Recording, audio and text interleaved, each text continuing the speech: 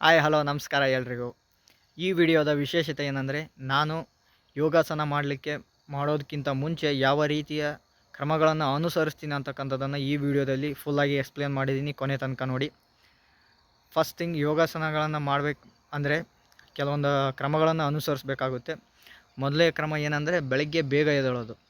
ನಾನು around 4:30 5:30ಗೆ ಎದ್ಬಿಡ್ತೀನಿ.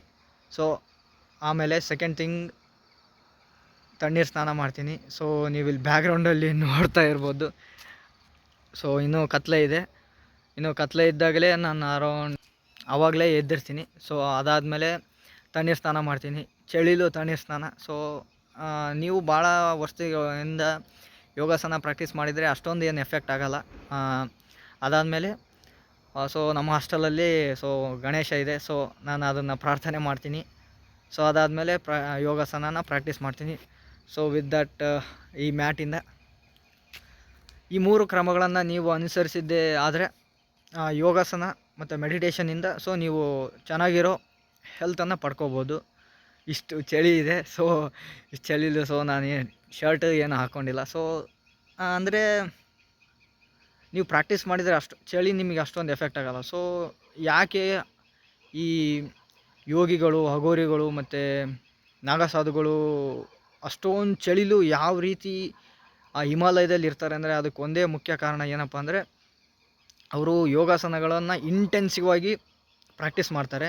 With that ಮೆಡಿಟೇಷನ್ಸ್ಗಳನ್ನು ಮಾಡ್ತಾರೆ.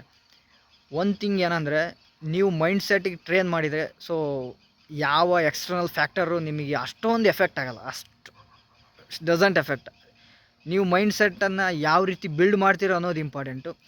ಆ ಮೈಂಡ್ಸೆಟ್ ಬಿಲ್ಡ್ ಮಾಡೋಕ್ಕಿರೋ ಒಂದು ಮುಖ್ಯ ದಾರಿ ಅಂದರೆ ಸೊ ಅದು ಯೋಗಾಸನ ಮತ್ತು ಅದಕ್ಕಿಂತ ಮುಖ್ಯವಾಗಿ ಮೆಡಿಟೇಷನ್ನು. ಸೊ ಇವೆರಡನ್ನು ನೀವು ಪ್ರಾಕ್ಟೀಸ್ ಮಾಡಿದ್ದೇ ಕರೆ ಆದರೆ so you can get good health ಮತ್ತು ಗುಡ್ ಮೈಂಡ್ಸೆಟ್ ಅಂತಂದು ಈ ವಿಡಿಯೋದ ವಿಶೇಷತೆ. ಈ 3 ಪ್ರಾಕ್ಟೀಸ್ ಮಾಡಿ. ಫಸ್ಟ್ ಥಿಂಗ್, ಬೆಳಗ್ಗೆ ಬೇಗ ಎದ್ದೇಳೋದು ಮತ್ತು ತಣ್ಣೀರು ಸ್ನಾನ ಮಾಡೋದು, ಅದರೊಟ್ಟಿಗೆ ನಿಮ್ಮ ಇಷ್ಟಾರ್ಥ ದೇವತೆಯನ್ನು ಪ್ರಾರ್ಥಿಸೋದು.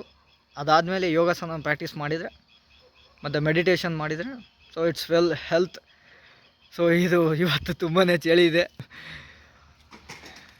ಓಕೆ, ಯೋಗ ಪ್ರಾಕ್ಟೀಸ್ ಮಾಡೋ ಹೊತ್ತಿಗೆ ಆಲ್ರೆಡಿ ಬೆಳಗ್ಗೆ ಆಗಿರುತ್ತೆ, ಅಂದರೆ ಸೂರ್ಯ ಹುಟ್ಟಿರ್ತಾನೆ. ಸೊ ನಾನು ಈ ಪ್ಲೇಸಲ್ಲಿ ಯೋಗ ಮಾಡ್ತೀನಿ. ಸೊ ಇಲ್ಲಿ ನೋಡಿ, ಸೊ ಈ ಪ್ಲೇಸಲ್ಲಿ ಇಲ್ಲಿ ಮರ ಗಿಡಗಳಿದ್ದಾವೆ. ಸೊ ಇದ್ರ ಪಕ್ಕನೇ ನಾನು ಯೋಗಾಸನ ಪ್ರಾಕ್ಟೀಸ್ ಮಾಡ್ತೀನಿ. ಆಫ್ಟರ್ ದಟ್ ಸ್ವಲ್ಪ ಮರ ಇದ್ದಾವೆ. ಸೊ ಇಲ್ಲಿ ಒಂದು ಸ್ವಲ್ಪ ವಾಕಿಂಗ್ ಮಾಡ್ತೀನಿ. ಸೊ ಇಲ್ಲಿ ವಾಕಿಂಗ್ ಮಾಡೋದ್ರಿಂದ ಸೊ ನನಗೆ ಪ್ಯೂರ್ ಆಕ್ಸಿಜನ್ ಸಿಗ್ತದೆ ಬೆಳಗ್ಗೆ. ವಿತ್ ಈ ಬ್ಯಾಕ್ಗ್ರೌಂಡಲ್ಲಿ ಕೇಳ್ತಾ ಇರ್ಬೋದು, ಆ ಪಕ್ಷಿಗಳ ಸೌಂಡು ತುಂಬಾ ಚೆನ್ನಾಗಿರುತ್ತೆ. ಅದಾದಮೇಲೆ ಮತ್ತು ಮುಂದೆ ಏನು ಮಾಡಬೇಕು, ಯೋಗಾಸನ ಆದಮೇಲೆ ಏನು ಮಾಡಬೇಕು ಅನ್ನೋದು ವೆರಿ ಇಂಪಾರ್ಟೆಂಟ್. ಅದನ್ನು ಎಕ್ಸ್ಪ್ಲೇನ್ ಮಾಡ್ತೀನಿ. ಸೊ ನೋಡಿ, ಇನ್ನೊಂದು ಏನಂದರೆ, ಯೋಗಿಗಳು ಆದವರು, ನಾಗಸಾಧುಗಳು ಆ ಯೋಗ ಅವರೇ ಪ್ರಾಕ್ಟೀಸ್ ಮಾಡ್ಬೇಕಂತ ಏನಿಲ್ಲ. ಸೊ ಯಾರಾದರೂ ಪ್ರಾಕ್ಟೀಸ್ ಮಾಡ್ಬೋದು.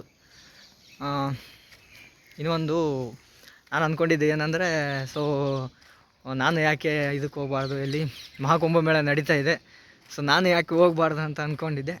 ನಾನು ಕೇಳಿದ ಮನೆಯಲ್ಲಿ. ಸೊ ಅವರು ಅದು ಹಾಗಲ್ಲ, ಸೊ ಮುಂದೆ ಯಾವಾಗಾದರೂ ಹೋಗೋಣ, ಅದು ಮುಂದೆ ಯಾವಾಗಾದರೂ ಹೋಗ್ಬೇಕಂದ್ರೆ ಸೊ ಇಟ್ಸ್ ಇಂಪಾಸಿಬಲ್. ಮಹಾದೇವನ ನೋಡೋಕೆ ಅಲ್ಲಿಗೆ ಯಾಕೆ ಹೋಗಬೇಕು. ಸೊ ನಾವು ಇದ್ದಲ್ಲೇ, ಸೊ ನಮ್ಮ ಧ್ಯಾನದಲ್ಲೇ ಯಾವ ಮಹಾಕುಂಭಮೇಳ ನೆನೆಸಿದರೆ ಸಾಕು, ಆ ಮಹಾದೇವ ನಮ್ಮಲ್ಲಿಗೆ ಬರ್ತಾನೆ. That's it. ಇಲ್ಲಿದೆ ನೋಡಿ ನಮ್ಮ ಹಾಸ್ಟೆಲ್. ಇದು ಗಣೇಶ. ಲಾಸ್ಟಲ್ಲಿ ಏನಂದರೆ, ಯೋಗಾಸನ ಆದಮೇಲೆ ನಾನು ಈ ಹೆಸರು ಕಾಳು, ಕಡ್ಲಿ ಮತ್ತು ಶೇಂಗಾ ತಿಂತೀನಿ. ಸೊ ಇದು ಎಕ್ಸ್ಟರ್ನಲ್ ಫುಡ್ಡು, ನಿಮಗೆ ಬೇಕಾದರೆ ತೊಗೋಬೋದು. ಒಂದು ಬಾಳೆಹಣ್ಣು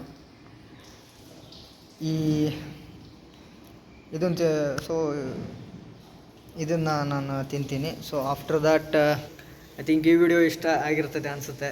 ಸೊ ಇಷ್ಟ ಆಗಿರ್ತದೆ ನನಗೆ. ಇದು ನನ್ನ ದಿನಚರಿ. Thank you every one.